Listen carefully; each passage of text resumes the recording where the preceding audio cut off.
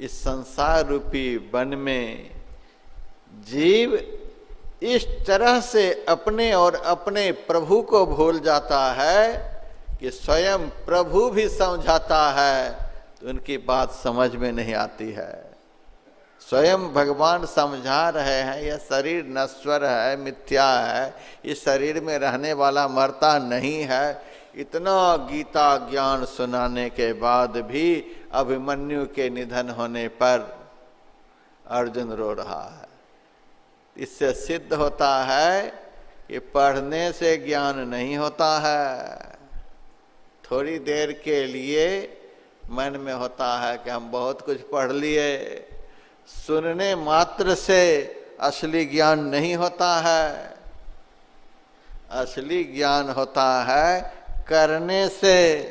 जो सुनाया जा रहा है उसे सुन करके जीवन में उतार लो, तब असली ज्ञान होगा। भगवान कृष्ण ने तो 18 अध्याय सुना दिए अर्जुन को, और दूसरे अध्याय में तो सांख्य शास्त्र का वर्णन हुआ है, प्रकृति पुरुष का ज्ञान दिया गया, आत्मा की नित्यता का ज्ञान दिया गया है कि आत्मा नित्य है, शाश्वत है, इसका न जन्म होता है न इसकी मृत्यु होती है। सुना सुना करके भगवान श्री कृष्ण थक गए। केवल सुनकर रह जाने वाले को भगवान भी सुना देंगे तो उसको ज्ञान नहीं होगा। बिना किए भगवान के सुनाने पर भी ज्ञान नहीं होगा। अर्जुन को तो भगवान ने सुनाया, 18 अध्याय सुनाया। हम तो आपको 2 दिनों में 2 अध्याय भी नहीं सुना पाएंगे। यदि आपकी आदत केवल सुनने की ही हो गई है तो भगवान भी 1000 बार आकर के सुना सुना करके चले जाएंगे तो भी आत्मज्ञान नहीं होगा। और यदि सुन करके और आप करने में लग जाएंगे तो सुना हुआ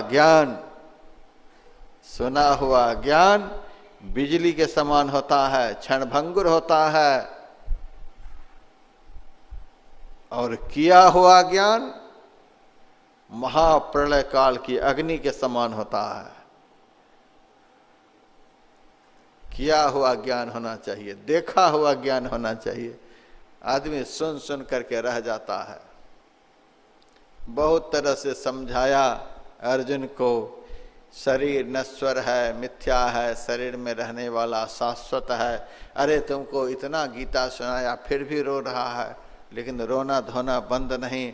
अब भगवान श्री कृष्ण ने सोचा इनको और तरह से ज्ञान कराना होगा।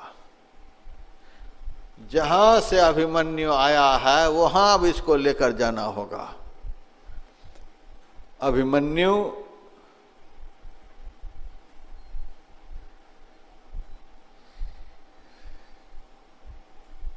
पिछले जन्म में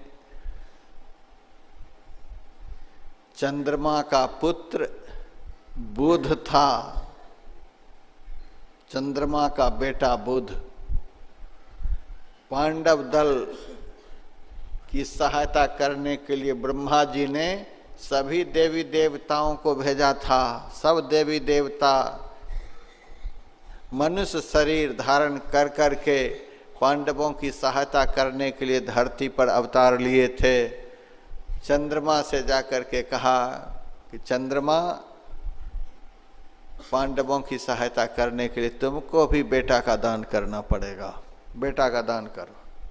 कहा महाराज हमको तो एक ही बेटा है, इसको हम कैसे आपको दे देंगे, इनसे हमको बड़ा मोह है।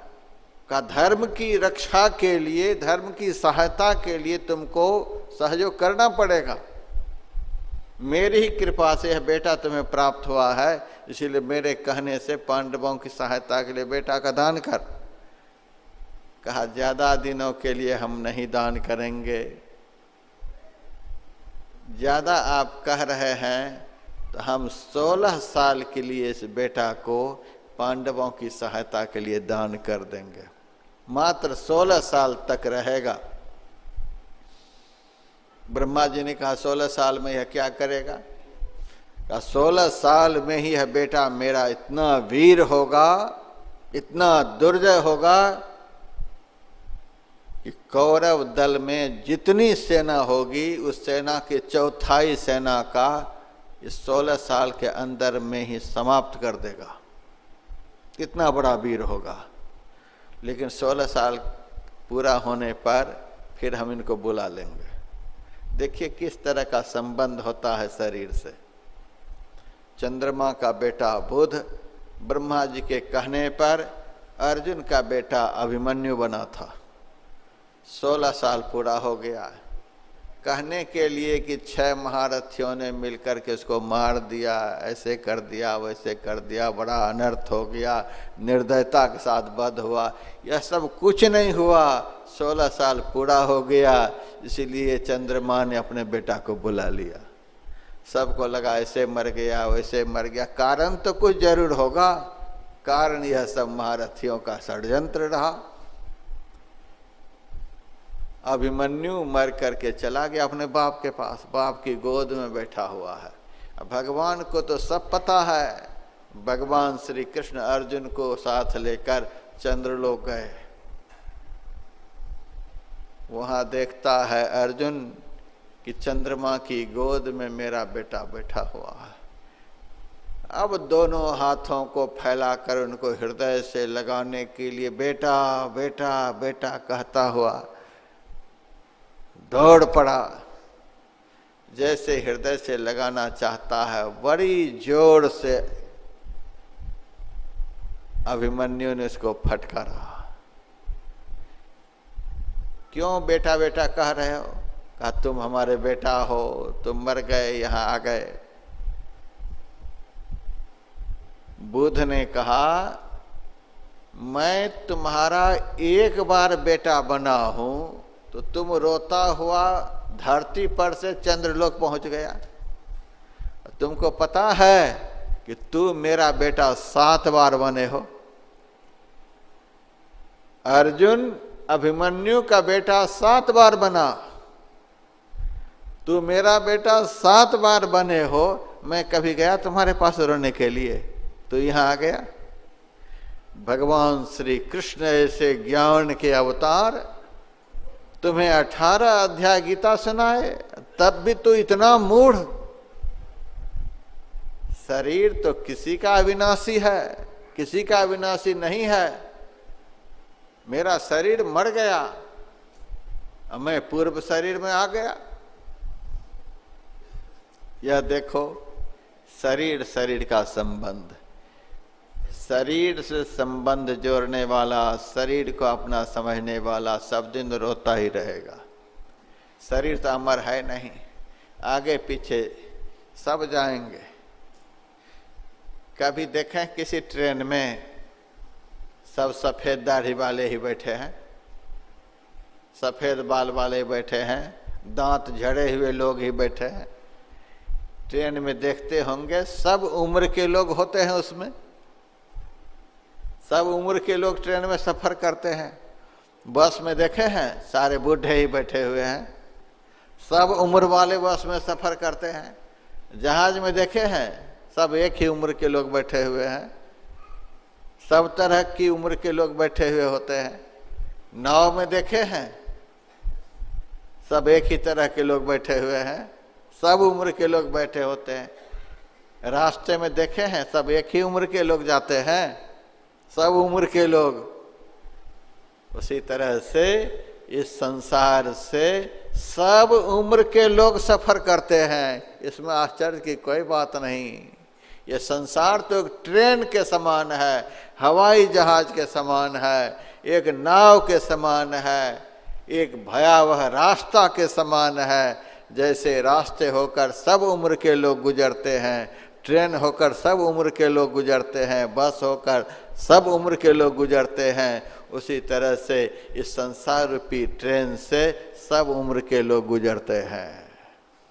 गुरु नानक देव जी महाराज ने कहा यहाँ कोई बंधन नहीं, जैसे ट्रेन में कोई बंधन नहीं, सब उम्र के लोग जा सकते हैं। हवाई जहाज में कोई बंधन नहीं, सब उम्र के लोग सफर कर सकते हैं। उसी तरह से इस संसार के लिए कोई बंधन नहीं, इस शरीर के लिए कोई बंधन नहीं। सब उम्र के लोग यहाँ से सफ़र कर सकते हैं। कोई तो माता के पेट से ही सफ़र कर जाते हैं, कोई जन्म लेकर के, कोई 5 साल रह करके, कोई 10 साल रह करके, कोई 20 साल रह करके, इस तरह से सब लोग यहाँ से सफ़र करते हैं। यदि यह सब पता हो जाए किसी को तो रोएगा। शरीर सफ़र कर रहा है, शरीर में रहने वाला तो बैठा हुआ है। शरीर सफ़र कर रहा है, शरीर में रहने वाला तो आराम से बैठा हुआ है। वह न आता है न जाता है। शरीर में रहने वाला न जन्मता है न मरता है। शरीर में रहने वाला न बालक है, न जवान है, न बूढ़ा है। सब अवस्था में एक समान है। यदि उस शरीर में रहने वाले का ज्ञान हो जाए, रोना धोना खत्म हो जाएगा। वही ज्ञान कराने के लिए सत्संग है। इस सत्संग की उपयोगिता उसी ज्ञान कराने के लिए। दुनिया भर की कथा कहानी सुना दो, शरीर में रहने वाले का पता 1 मिनट भी नहीं बताओ, तो एक दिन सुनाने वाले को भी रोना पड़ेगा। मैंने ज्ञान वैराग्य प्रकाश में पढ़ा, एक बड़े विद्वान पंडित भगवान की कथा सुना रहे थे। खूब सुनाए जा रहे हैं, राधा की गीत गा रहे हैं, कृष्ण की कथा सुना रहे हैं, सुनाए चले जा रहे हैं। तब तक एक माई रोती बिलखती हुई कथाकार पंडित के पास पहुंच गई, चरणों में लिपट गई। अब पंडित जी कह रहे हैं, माई क्यों रो रही हो, क्या हुआ तुमको? कहा एक ही लड़का था, वो गुजर गया। कथा सुना रहे थे, शरीर नश्वर है, मिथ्या है, झूठा है, आता है जाता है, इसके लिए क्या चिंता, इसके लिए क्या रोना धोना, समझा बुझा दिया। माई चुप हो गई, दक्षिणा देकर के माई चली गई। 15 दिनों के बाद पंडित जी के घर से रोने की आवाज आई। अब माई के मन में हुआ, पंडित जी के घर से रोने की आवाज आ रही, बात क्या है? तो भागी गई पंडित जी के घर पर। आज पंडित जी रो रहे हैं। पूछते, माई पंडित जी आप क्यों रो रहे हो? कहा मेरा बेटा मर गया। तो बेटा तो मेरा भी मरा था, उस दिन तो हमको समझा गए बहुत बढ़िया से, पूरा गरुड़ पुराण सुना दिए। आज मेरा बेटा मरा हुआ है, उस दिन तुम्हारा मर गया था। तो दूसरे को समझाना तो बड़ा आसान होता है, लेकिन अपने आप को समझाना बड़ा कठिन होता है। पर उपदेश कुशल बहुत तेरे, जे आचरहिते नर न घनेरे। आज कलयुग में दूसरे को समझा देना यह बहुत आसान है, लेकिन खुद को समझाना बहुत मुश्किल है। आज पंडित जी रो रहे हैं, आज मेरा मरा हुआ है।